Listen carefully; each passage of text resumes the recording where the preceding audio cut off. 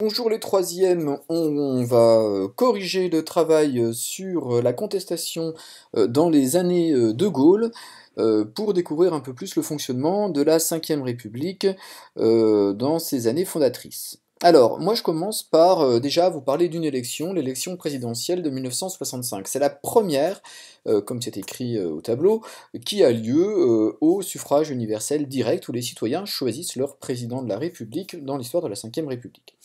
Donc, et à la surprise quand même d'un certain nombre d'observateurs, au premier tour de l'élection présidentielle, voici les résultats. Eh bien, De Gaulle n'est pas élu directement, parce qu'il n'a pas 50% des voix. Alors, cette élection, au scrutin uninominal, on vote pour un nom majoritaire, il faut avoir la majorité des tours. C'est comme l'élection des délégués, il faut avoir plus de 50% des voix au premier tour pour être élu. Donc il va être mis en ballottage par le candidat de la gauche, François Mitterrand. Au deuxième tour de l'élection, par contre, il est réélu président de la République avec 55% des suffrages exprimés, c'est quand même beaucoup d'avance sur son adversaire politique. Quoi qu'il en soit, c'est quand même un signe que le soutien à De Gaulle n'est pas inconditionnel en France. Il y a d'autres opinions politiques qui existent, et cette deuxième présidence va être marquée justement par une très forte contestation qui va éclater. Alors je pense que vous l'avez trouvé à partir de l'affiche en mai 68. Mai 1968, donc ça c'est l'image que vous aviez dans le fichier que je vous avais distribué.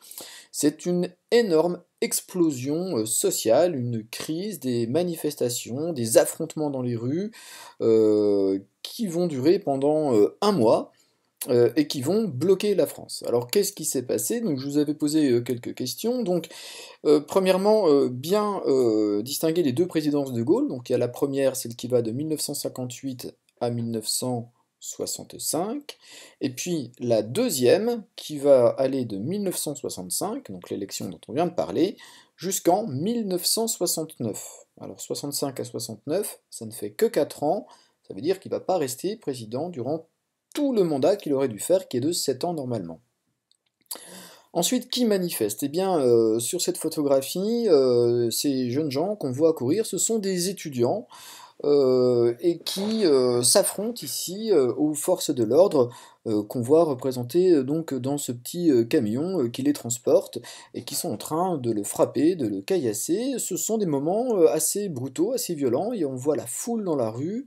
On voit ici notamment toute une masse de manifestants très très importants. Ces manifestants vont être soutenus ensuite par le monde des travailleurs, et ça va prendre une ampleur très importante. Les syndicats, les travailleurs vont soutenir par de grandes grèves ce mouvement estudiantien. À la fin de cette période du mois de mai 1968, le pouvoir politique va être déstabilisé et De Gaulle va recourir à un de ses pouvoirs de président de la République, c'est son droit de dissolution de l'Assemblée nationale. On va en parler, ça faisait partie des éléments que vous deviez trouver dans le questionnaire. Ça sera suivi d'un succès politique pour lui, puisqu'il va être victorieux dans les élections qui vont avoir lieu au mois de juin 1968. Donc, ceci dit, cet épisode de 1968 montre bien l'érosion du pouvoir, puisque l'année suivante, en 1969, on y vient, eh bien, De Gaulle va démissionner suite à un échec à un référendum.